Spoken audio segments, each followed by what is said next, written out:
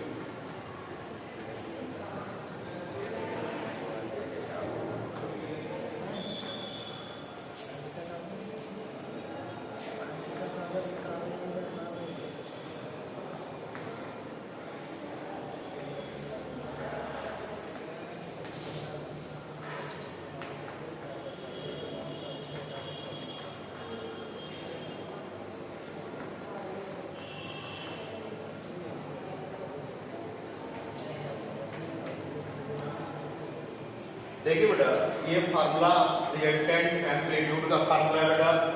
ये आपका amplitude and intensity यानी कि तीव्रता और आयाम के संबंध का फार्मूला है। ये मैक्सिमम इंटेंसिटी और मिनिमम इंटेंसिटी का रेशियो का फार्मूला है। ये फेज पाथ डिफरेंस और फेज डिफरेंस का रिलेशन है, यानी कि कालांतर और पथांतर में संबंध है।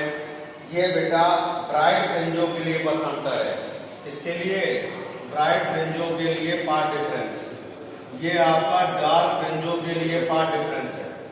ये डिस्टेंस जो है बेटा आपके लिए, ये सेंट्रल फ्रिंज से किसी फ्रिंज की, केंद्रीय फ्रिंज से डीप फ्रिंज की दूरी, यानी फार ब्राइट फ्रिंजेस। और ये है बेटा डार्क फ्रिंजेस, और ये है आपका फ्रिंज विड्थ, और ये है फ्रिंज के डिस्प्लेसमेंट का फार्मूला। इसका फार्मूला बेटा ये फ्रिंज के डिस्प्लेसमेंट का फार्मूला है। नोट कर लो बेटा भाई।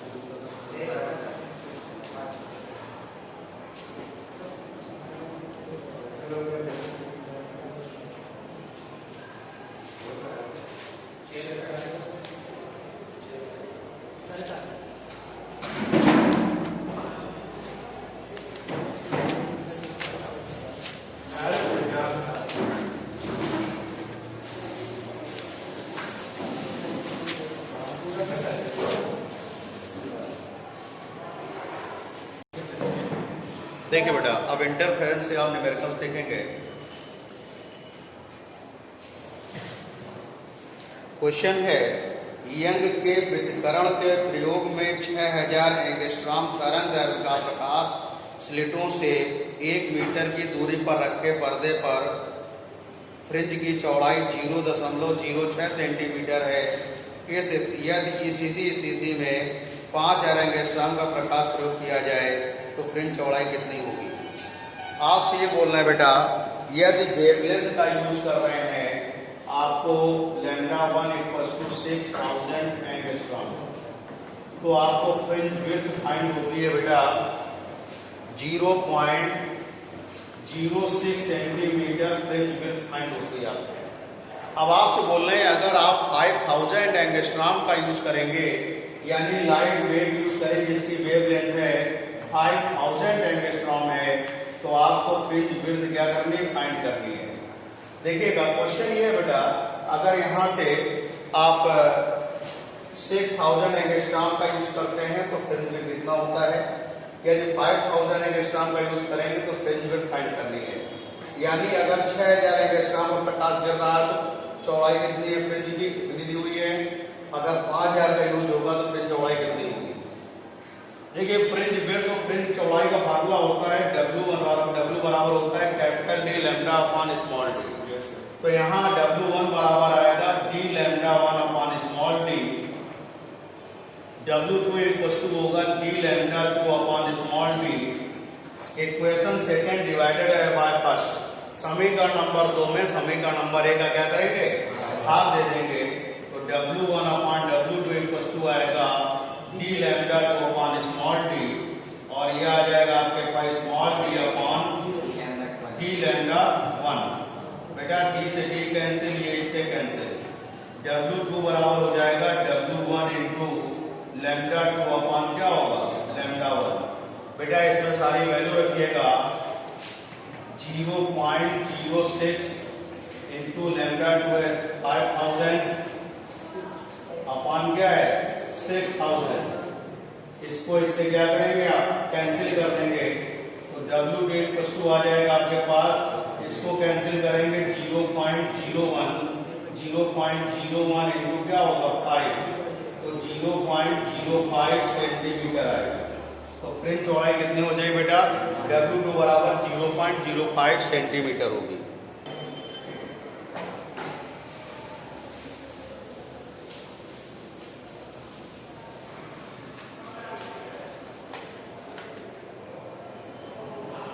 देखिए बेटा नेक्स्ट क्वेश्चन है, यंग के प्रयोग में 4000 एंगस्ट्रॉम तरंग दैर्ध्य का प्रकाश प्रयुक्त करने पर लैम्डा 4000 एंगस्ट्रॉम का प्रकाश प्रयुक्त करने पर 2 मीटर दूरी पर स्थित पर्दे पर फ्रिंज की चौड़ाई W बराबर 0.6 mm फाइंड होती है। 6 mm क्या होती है, फाइंड होती है। अब आपसे बोल रहे हैं पूरा उपकरण अगर 1.5 अपर्तनांक के द्रव में डुबो दिया जाए, यदि अपर्तनांक द्रव का दिया है 1.5 अपर्तनांक के द्रव में डुबो दिया जाए तो फ्रिंज की चौड़ाई कितनी होगी।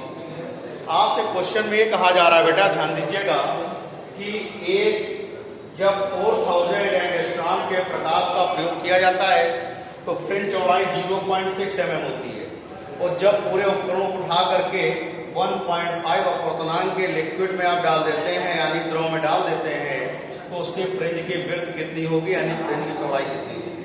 क्वेश्चन ये है कि जब वेवलेंथ आप 4000 यूज करेंगे तो फ्रिंज विड्थ आपकी कितनी है, और जब इंस्ट्रूमेंट को टोटली आप डाल देंगे किसमें, वाटर में डाल देंगे या लिक्विड में 1.5 वाले वाटर में डाल देंगे यानी लिक्विड में डाल देंगे तो उसकी फ्रिंज विड्थ कितनी हो जाएगी।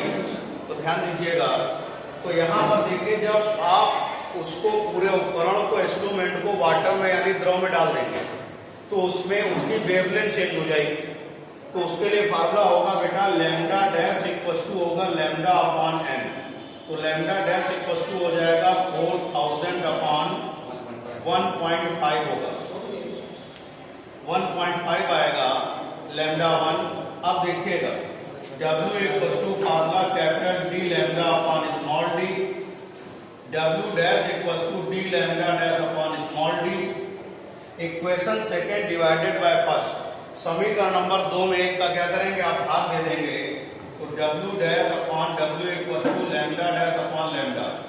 तो W dash upon W lambda dash की वैल्यू है 4000 अपॉन 1.5 इंटू क्या होगा 4000, ये कैंसिल हो गया, W डैश इक्वल टू आएगा W upon 1.5। W dash equal to कितना है आपके पास 0.6 अपॉन 1.5। बेटा इसको सॉल्व करेंगे 0.4 mm आएगा, ये फ्रिंज विड्थ हो जाएगा। आइए देखते हैं बेटा नेक्स्ट क्वेश्चन।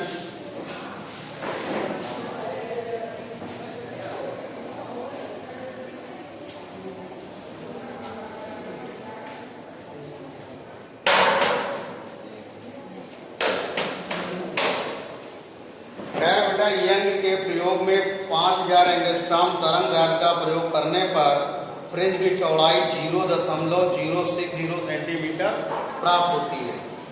यदि पर्दे के स्लिट से दूरी आधी कर दी जाए तो प्रकाश की तरंग दैर्ध्य का मान क्या लेना होगा कि फ्रिंज की चौड़ाई 0.040 सेंटीमीटर फ्रिंज पर्दे पर प्राप्त हो सके।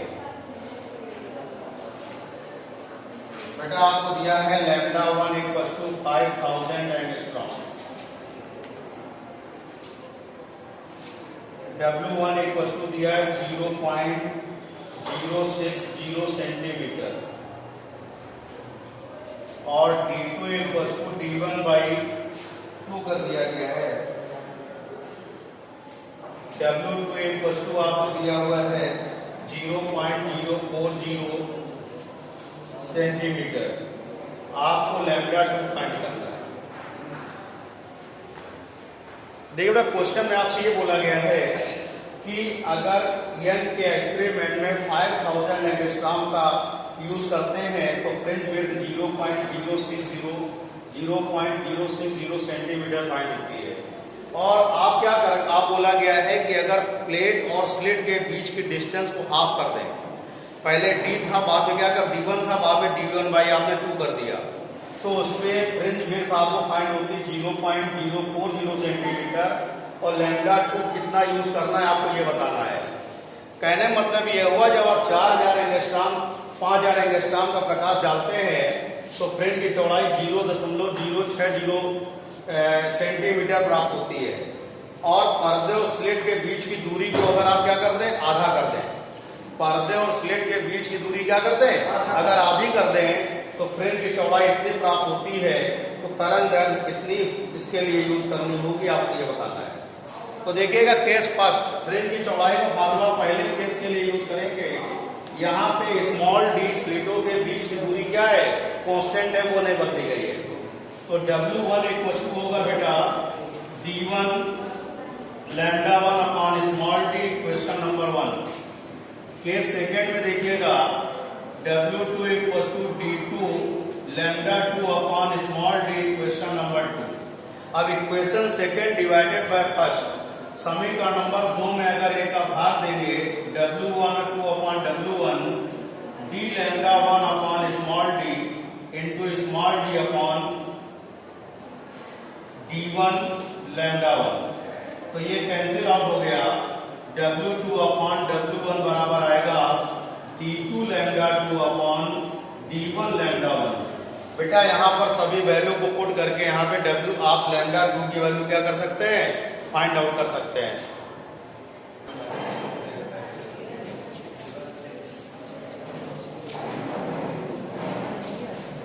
देखिए बट नेक्स्ट क्वेश्चन देखेंगे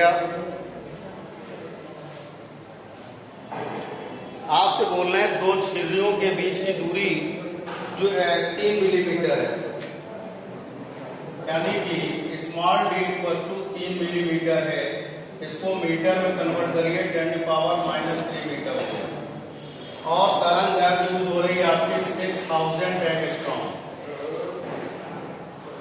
1 मीटर दूरी capital D equal to 1 metre है।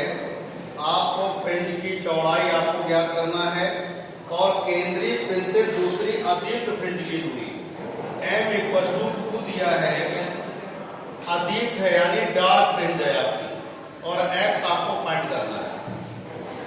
क्वेश्चन ये कह रहा है बेटा स्लिटों के बीच की दूरी आपको दी हुई है 3 mm, यानी इसको मीटर में कन्वर्ट कर लिया।